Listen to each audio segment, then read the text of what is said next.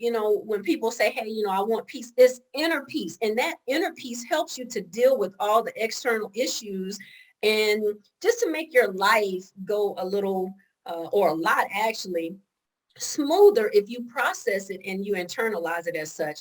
And those routines, I mean, really healthy and balanced routines. And I'm not talking about like one time I had somebody send me a message. They were like, well, you being an ex-NFL wife, you probably can afford to go to a spa every day, or you can do that. And I'm like, I never said that was, the only type of self-care. Self-care to me, or just being able to reset, to reconnect, to rebalance and recharge.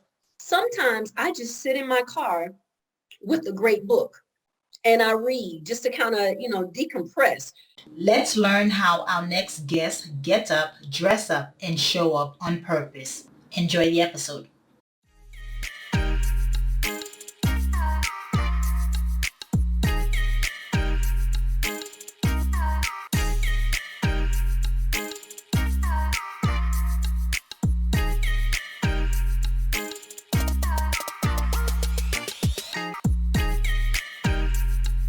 Morning enthusiasts. It's an honor. It's a joy to have a wonderful soul with us this morning. You've already heard us talking, but I do have to give her an introduction because she deserves an introduction.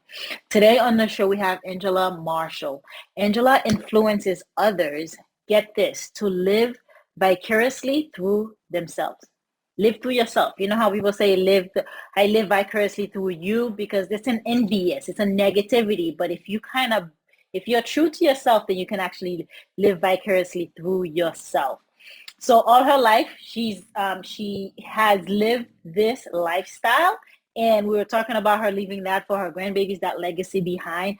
But she has been put under societal pressures, standards, and ideologies. Who hasn't, right?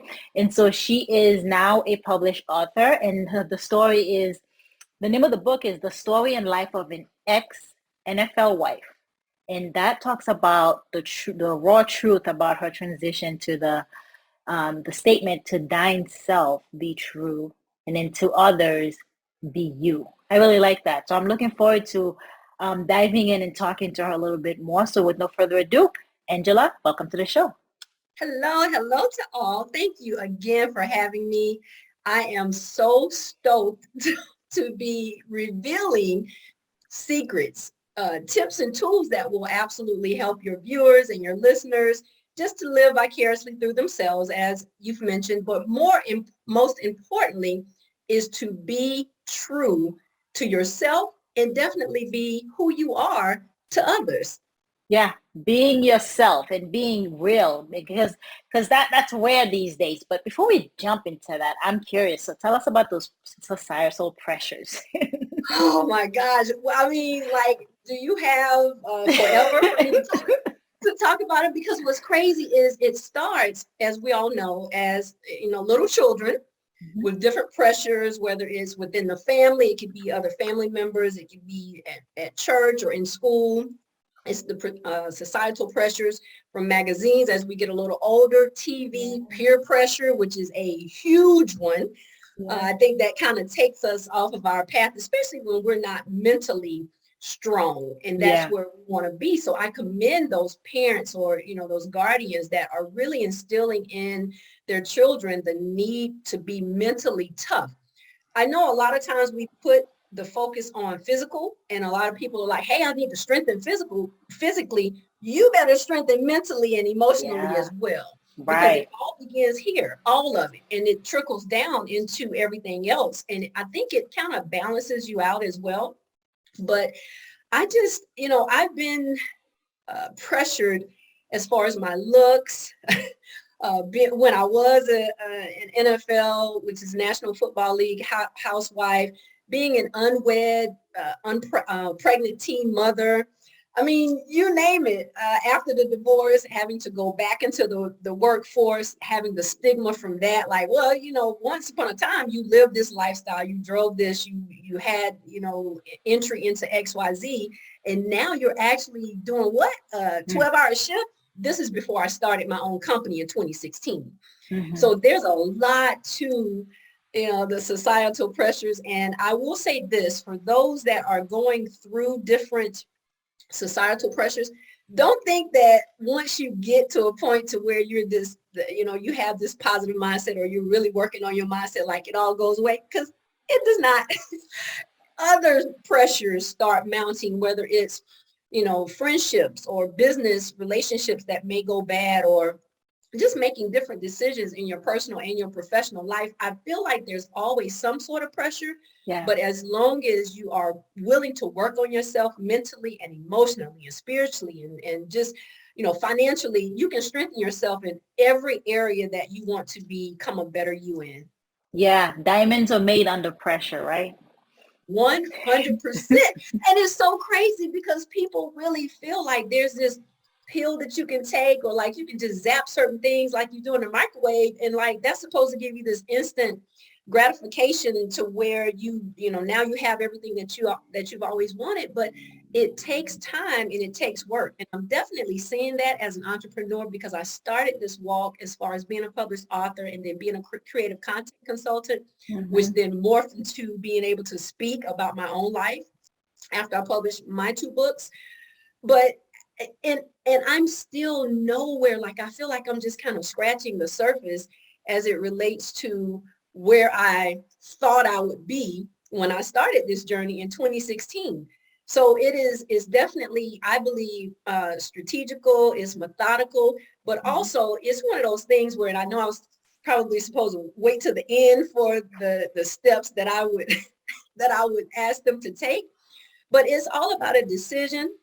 It's about dealing with all of the pressures and all of the issues that's going to come along with it, having that determination, and then you finally reach your destination. Those are the 4 Ds.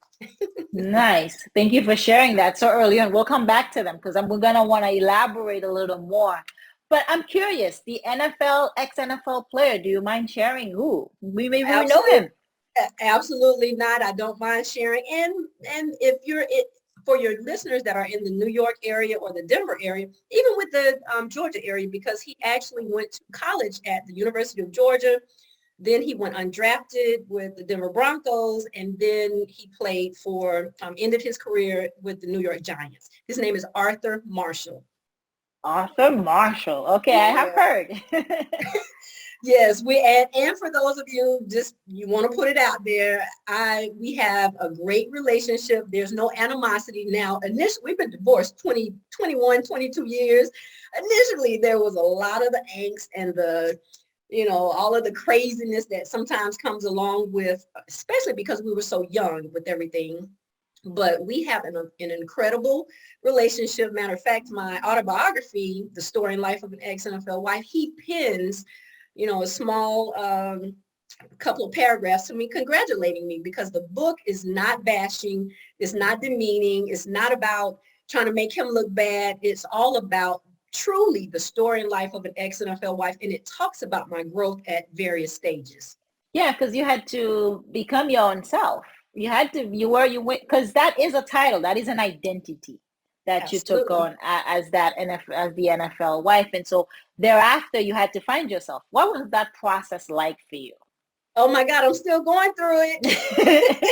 It's something, I, I say this with all respect and definitely transparency. It amazes me when people look at what they perceive as polished, and it's like, oh, well, she got over this hump, so it must be, that you've arrived. No, not at all. Like, I'm Mhm. still going through certain things. Just this morning, like yesterday, I'm not ashamed to tell your viewers, I had a day that was truly challenging. So today, of course, I start my routine the way that I normally do, but it still was so challenging for me to get out of bed and be like, okay, we're going to seize this day with all of the greatness, all of the affirmations, everything that you put out into the universe up until this point, and everything that you poured from your heart and your mind. So that way, you can receive it in your hands. But it was a task. It really was. Mhm. So going from NFL lifestyle that has a surmounting amount of pressure, whether it's about how you look, how you speak, even it trickles down, and it's so crazy. it trickles down to the children, like how what schools you send your children to, how your children are dressed. Like I had no idea. It's just so, it's so much on a person. And I'm not trying to belittle anybody else's life that does not have that lifestyle, because I get it. Even now that I'm not fully engaged in that lifestyle, I understand the pressures.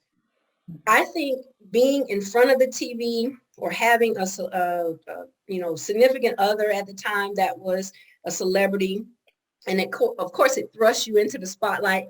It puts that microscope. It's Yeah. kind of like going from being, oh, this is a great analogy, from being a spotlight or like a nightlight to a spotlight. Yeah. So it's like anything, my ex-husband at the time or his agent or different people would be like, oh, Angela, you can't say that, or you can't, oh, well, be careful about this or that. And I'm like, what? Even now, certain things that I say, I usually have to put a disclaimer out. I don't deviate from being who I am or how I feel or what I'm true to. However, I am very cognizant of what I say, because I don't want to be misrepresented. And then I don't want someone taking clips of what I say and putting them however they want to. And next thing you know, I'm canceled. Right. Yeah. Yeah. You're being canceled. And what your suggestion, Angela, is it's just silencing yourself, right? And I know you are very big on that because you lived through it, you went through it, and it's such a betrayal to oneself when you force yourself to be silent, or when you force yourself to not show up in life. So tell us, in your experience, why do we tend to silence ourselves? Yours, it was going from the limelight to the spotlight, but others are doing it every day. We're shutting Absolutely. down every day. We're shutting down in a business meeting. We're shutting down with the clients. We're shutting down. We're being silent because, especially women, right? So why do you think we silence ourselves? And in doing so, it's such a deficit for our confidence. It's such a betrayal to who we are. So enlighten us on it. Absolutely. I will say this for me. One of the reasons why I felt I silenced myself was I did not truly understand my value, and I definitely did not understand my voice. Yeah. Now, in all honesty, my voice then was not as mature, was not as researched, knowledgeable, or wise as it is now. So I think it all worked out in God's plan, because had I been talking many, many years ago, I probably would have made more enemies than I have now, and probably would just made a mess of everything. So for me, being silenced at that time, it was a combination of things. One, I think society has a way of silencing you, again, because it puts, all of these facades and these images up, like you're supposed to live like this, look like this, be this size, have your hair like this or not like this, or be with this type of person, or, by 30, have this, by 40, have that, by 20, and there's just so much that of the infamous days that people are like, well, they say, and, you're not supposed to do this because they, and I think it just really makes us intimidated to the point to where it's like, I don't really know, and I don't want to make myself seem like I'm unwise or that I'm unlearned. So let me just kind of step back for a Yeah. minute and just not say anything. So a lot of times that's what I did. The second reason why I did it is because, I had an ex-husband who, in all actuality, no one really wanted to hear me. They wanted to see me, but they didn't want to hear me. They wanted to hear him. And a lot of times it was trying to get, through me to him. Right. So, when you think that no one really cares or values that you're even breathing or existing, it's kind of, it's kind of easy to just kind of fade to black, I guess, if you would. And that's just what I did. Now, some of the ways that I was able to get my voice back after learning, like, no, you have a lot to say, you have a lot of worth, and you have a lot of value, and you should understand that. It was a process because, first of all, I had to recognize that the problem was me, not external. So regardless of what people say or didn't say or did or didn't do or whatever, at any given moment, I could have used my voice to say whatever. I just chose not to. There it is again, that first word that we talked about a little bit That ago about choice. deciding. Yes. Everything is a choice. And so once I decided that I needed to face myself, it's crazy because people think you need to face others or you need to let me face this, external thing, but it's not. It's internal. And that's what it was for me. And I just had to start picking apart a lot of things that got me to the road to where I was silenced. And then I just decided, you know what, it's time to do something about it. And that's when I came up with the 4Ds. And I was determined that my destination was going to be, positively impacting and influencing people through words, work, and wisdom. So That I couldn't is be I couldn't be silenced to do all of that. right. That is extremely powerful because you think about that in a way where, we are afraid to go within, and that's powerful to be able to do that because that's where in instincts lies, right? That's where wisdom lies, but we don't trust it enough because we don't practice it. It's like any other muscle. So I absolutely agree with you that we are being programmed at a very young age from what 0 to 5, 7 years old. We've already been identity, personalities have been set, and it's all things that people have said to us unintentionally, done to us, that has become our identity, who we are. And sometimes it's bad programming, and we really have to rewire that A lot of subconscious. times it's bad programming, and I call it we need to retrain our brain. Yes, and absolutely. And that's what the work you do is so what's why it's so powerful because it helps with that. And I like that you say we have to go inside. It's not against an external force. It's not against somebody else. It's innate. Start peeling away at that onion, even as scary as it is. Or get help if you need to do that. But realizing if you wake up and you just feel like something's off, I can do more. There's more to do, to be had, then it's true. That's the universe way of saying, yes, I'm knocking on your door because you have a gift, a talent that is to be shared with the world. And you It's cannot that be subtle, silenced. it's that subtle way of kind of like shaking your energy and you're like, I feel a little off balance. And I'm going to be honest, there even now as solid, I guess, if you would, that I would like to think I am, I still have days like that. And that's what I want people to really understand about, people that are presenters to you that say, hey, I'm a motivator or I'm inspirational, I'm an influencer. These are people that, yes, like myself, we can give tools and tips, and whether it's on success or struggles, lessons, mistakes. But please, please know that I do not stand or sit or speak before anyone with it all figured out. Mm. That's just, I just feel like I don't want anyone to look at me as any type of guru. Now, there are certain things that I feel like I am an SME on, subject matter expert. However, as far as like having it all together all the time, like I don't have meltdowns or tantrums or bad days or bad moments. Nah, I have my share. You're so humble, and I can totally appreciate you sharing that because entrepreneurship is not easy. The goal is, the show we talk about get up, dress up, and show up, right? The dress up aspect of it is the self care. Take care of yourself, meditate, work out, get your energy level up, get your life on organized so that you can show up for your kids, so you can show up for the grandbaby, so that you can show up for your clients and show up for your business. And I really honor that you say, hey, every day I do not wake up 100%. Neither do I. And neither do anyone else. So anybody, I don't care, from your Oprahs, your Bill Gates, or whomever, there are moments and there are minutes and there are times when it's like, I just want to say forget it and walk away, or I just hold a cover over my face a little longer. I mean, I'm Go just being honest. bury yourself under a rock is what I Oh like my to say gosh. it. You But have no idea. That little girl that did all of that stuff, like she's there, she hasn't gone anywhere. It's just that those moments, I will say the moments that I feel a little overwhelmed with things, they're not as long. So I'm able to kind of, reel it in and say, okay, that's enough. Usually I try to live by what I've called 8 minutes.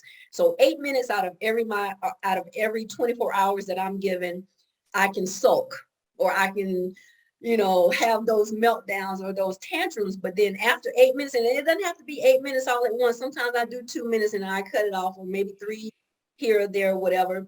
But 8 minutes out of my 24 hours is all I'm giving to negativity, to doubt, to fear, to, being intimidated, or just really having an off day.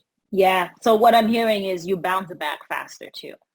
You're more resilient. Certain areas, Yeah. So certain it's nice areas, it's still a task. because you said earlier when you started off that you didn't feel well yesterday. This morning, though, you woke up and did your rituals and your habits, right? There's a saying that we first build our habits and then our habits make us. Absolutely. So those days when we're not waking up 100%, it's more pertinent that we abide by our morning routine, by our habits that actually help us thrive, right? Because Yeah, that's when we need them the most. absolutely. You must have things in place to offset the curveballs in life because they're Yeah. coming. It's crazy to me when I hear people say, I just want peace. I'm like, the only people that have total peace are the ones that are, On the excuse ground. me, in the ground, or cremated. That's the only way. Now, how I view that, when people say, hey, I want peace, it's inner peace. And that inner peace helps you to deal with all the external issues and just to make your life go a little, or a lot actually, smoother if you process it and you internalize it as such. And those routines, I mean, really healthy and balanced routines. And I'm not talking about like one time I had somebody send me a message. They were like, well, you being an ex-NFL wife, you probably can afford to go to a spa every day, or you can do that. And I'm like, I never said that was, the only type of self-care. Self-care to me, or just being able to reset, to reconnect, to rebalance and recharge. Sometimes I just sit in my car with a great book and I read just to kind of, decompress. Sometimes I'll just sit idly somewhere and either pray or speak things for my grandchildren or my children or Mm-hmm. for myself or for my day. And then sometimes for my enemies, not all the time, but Mm-hmm. sometimes. So I have to ask then, how do you get up, dress up, and show up? Share with us some of those habits that actually help you show up in your life. The first thing I did was adjusted my time. I heard someone really great. I don't want to quote the person because again, I'm just going to say he said, if you wait till 8, 9, 10 o'clock in the morning to get up, the day has already been spent and you cannot be effective as far as like being successful. Has nothing to do with dollars and decimals, commas, and dollars, people. Success of the mind, just being able to have control of your mind, control of your body, control of your time. All of that makes a difference.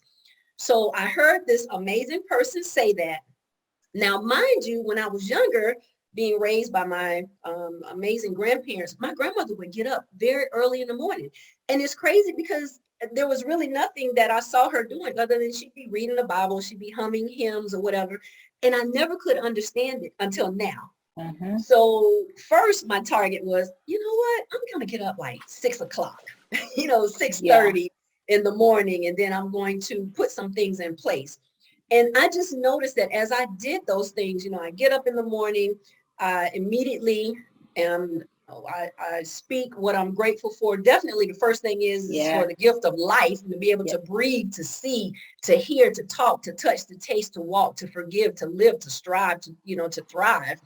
So I run all of that down. Then, of course, I'm a person, I sleep with my journal on my desk beside my bed. I grab it, I, write down certain things because I've already the night before set my intentions for tasks and responsibilities that I have for the next day. Yep. So I kind of, write some of those things out. And all of this is before I even like move my body forward to sit up to get out of the bed. Mm-hmm. So I do those things, and usually, before I turn to put my feet on feet on the ground. I'm like, okay, whatever the day may bring, I'm ready for it. We're going to Right. seize it and we're going to make it yield to me and to everything that I want, to bring forth in the world today, this day, not beyond the 24, another 24 hours. So I think staying present in the moment, understanding that I'm responsible for 24 hours. That's it. Now I've planned and I've scheduled things in my journal and on my agendas and tasks list, things to do. But understanding that what I can control and what I need to do for those 24 hours has been crucial. So rising early, affirming, of course, going through the ritual of I have these sticky notes. And I kind of got that from being Mary Jane. I don't know if your viewers remember that. I uh, do sticky notes on my mirrors throughout my home, in my bathroom, just reminders of different things. And I also now, just probably last year, have incorporated, I make sure that the very first mirror, when I see myself, I stop and I acknowledge Angela. And a great mentor of mine mentioned that to our group some time ago. She was like, we acknowledge and we recognize and we, just impart and we just give so much to other people. When's the last time you've actually said hello or good morning to yourself? Or you just stop, like you look in the mirror and, I do my hair and brush my teeth. But I just recently, within this last year, I see myself now. Hmm. And that's a part of my routine, making sure that I see Angela. So then in turn, Angela can see other people. I think it was Dr. Maya Angelou that said, that mentioned she does not trust people that do not love themselves.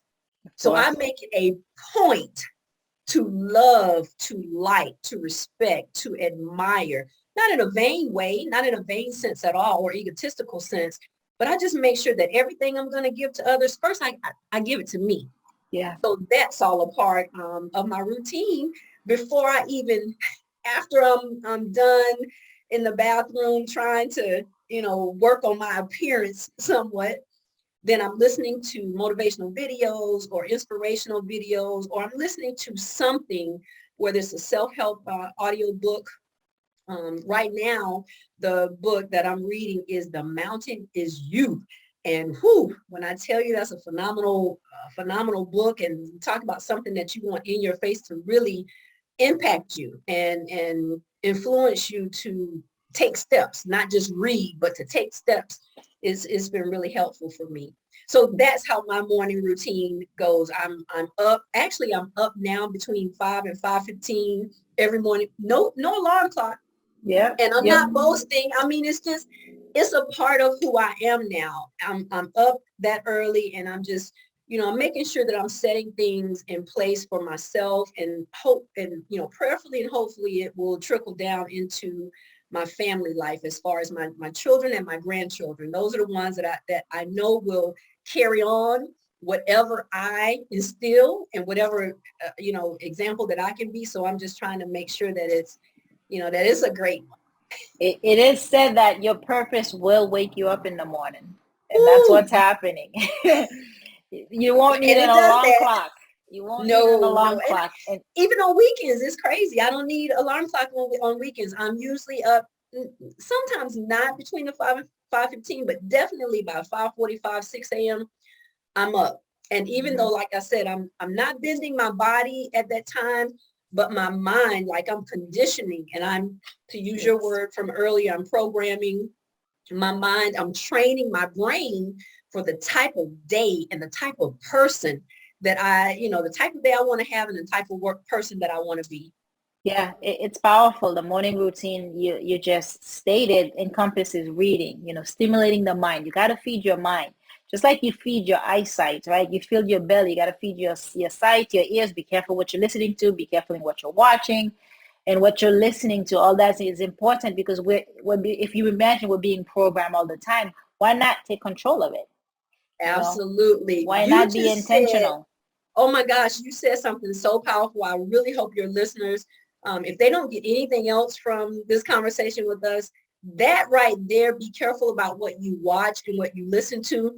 Now that I'm really in tune with my mind and I'm being more intentional Intentional. Hmm. with what I want, I'm finding that to be so true. And it's certain things that even when I try to listen to it or just by mistake, maybe I'm with someone else or something, I'm in a restaurant or something like that and the particular song come on or there's something on TV, it really disturbs my spirit to the core. Like I can't watch it. I don't want to absorb it. Some of the songs, and I get it. Like back in the day, I was listening to, and sometimes I still do listen to ratchet stuff. Now don't call me out on Ratchet it. stuff.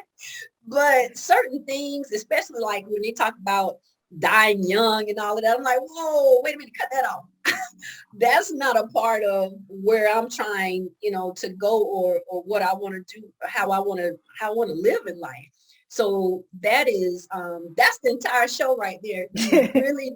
You really do have to be or should be very, very cognizant, not only for yourself, but for children, anyone that you're mentoring or your circle, your crew, your association, whatever you want to call it. Yeah, you have to be very, very careful about what you're feeding this. I mean, think about how when we feed our bodies junk, what do we look like? Junk. So that's exactly what our mind, that's what our minds become, junk. And like I said, it's crazy. I cannot say another word without giving my ex-husband, a lot of kudos in that area, because even when we were very young trying to live that life or be together, live that lifestyle, raise children. But one thing I will say about my ex-husband is training his brain to be the best that he could be in different areas. He was always on top of that. And that's one of the things that he would always say to me, Angela, why are you listening to that? Or Angela, you need to, he would be reading certain materials or whatever. And of course, little, shrunken, hiding behind him, me like, oh, well, I don't really need that, or I'm not really interested or whatever. And now it's coming full circle. Yeah. Yeah. And it does. You gotta guard the your heart. Yeah, you gotta guard that stuff because things will penetrate whether you want to or not. I find it sometimes too. There are certain people at a depending a certain state of mind that I can't talk to right now, just because your Absolutely. vibe will not match with mine, and I do not want that energy being transferred because that's what happened. We're a bundle of energy. We're constantly transferring energy. Energy doesn't die; it gets transferred from one person to the next, from one living thing to the next. Even like our home has energy around it, right? That the way we set our furniture, our clothes, you put something on, Oh my you God. feel super different. We So just you, talked about that with the yeah, shirts and the app. Yeah, yeah, absolutely. and in the power of affirmation to kind of speak life, into our what we want in life. So it's really been amazing. I mean, I feel like I can talk to you forever about this stuff because we're such in alignment with that, and that is the message. That is our message. Guard your ears, guard your eyes, what you're taking in and what you're consuming, and then also the morning routine. You said something very valuable is because you love yourself so much, like you acknowledge yourself in the morning. And that acknowledgement is why you will get up every day at 5:15 to do it over and over again. That's what that self-love, that self-care. Because I find that when people struggle to do a morning routine or to get up early is because they lack in that area. Absolutely. And I think, well, for me, when I wasn't doing it, it was because I actually was not living. I was just existing. I was robotic. I was doing everything that, either I was taught, programmed, saw other people do, or it was just the lack of zeal and focus in my own life. And I think a lot of times with all the outside distract or the external distractions, there's nothing wrong with social media. That's how, we're connecting with different social media outlets. That's great. But if you're finding yourself that you are scrolling and it's not for business purposes or some sort of, personal growth, but you're scrolling in and peering into other people's lives, or, like you're absorbing a lot of time with that, that's a bad thing. 100%. You definitely need to be focusing your attention and your time on things that are going to better your life. We already know what Will Smith, Jada Pinkett Smith, and whomever else that we may be watching. We know what their lives are like because we're watching it unfold. But, you know, looking at that from a standpoint of, okay, well, I'm get a little bit of entertainment here, a little bit of, um, of engagement. That's great. But if you're absorbed in, I don't care, it could be the news, media, the plague information, pandemic or whatever the case is, it's way too much. You got to have balance. And it starts with you. It starts 100% with you just wanting to be better and become better. And you can't be enthralled with other people's lives and better your lives. It's just not going to happen. Whew, powerful right there. Angela, tell us, where can we find you? How can we connect with you for some more of this? Absolutely. Thank you again for having me. It has been an honor. I will say this podcast interview, definitely top 3, because like you said, energies, it's so much better when it's aligned. And that's why I don't take it lightly whenever I submit to be on podcasts, or my assistant helps me to submit for a podcast, because I want to make sure that I can add value, and you and your viewers and listeners can add value to me. So thank you. I can be found across social media outlets. Angela Marshall. My website is www.inotherwordsbystone.com. Also, if you Google the story in life of an ex-NFL wife, I come up for all of you amazing Googlers. There's some other links there too. Again, don't hold it against me, because growth is there, and you'll be able to see that I haven't always been as I am now, and I'm not done. I still have quite a journey of footprints to make in the sands, and I'm looking forward to it. Thank you again. It's been a pleasure. I mean, it's such an exciting conversation. Do not silence yourself, because it's not being authentic to who you are. This is the message that Angela shared with us, and it really resonates. To be your authentic self, you really have to come out of that and acknowledge yourself in the mirror. Who knew? Say hi, say good morning to yourself, make eye contact and say, look at you, good looking. You woke up this morning. Like, that really sets a different energy for you to take on the day and to do it powerfully and to do it strong. Angela's, your morning routine is so in alignment, and it doesn't get old. It does not get old. What I do does not get old. And you come in here and you just reignited my passion for it all over again, because the things you're saying, waking up and meditating and journaling and praying, right even before, like, you get out of bed. 80% of your morning routine is done in bed before you get out of, your feet touches the floor. Because it's not about the physical, what we call morning routine, where we're doing our hair, we're putting on makeup. That's the physical appearance. We're talking about the more mindset, mental, like the real deep stuff that actually does make a difference. Because then if you have that in place, then it doesn't matter what the world thinks. You're going to show up and be glamorous. You're going to show up you, right?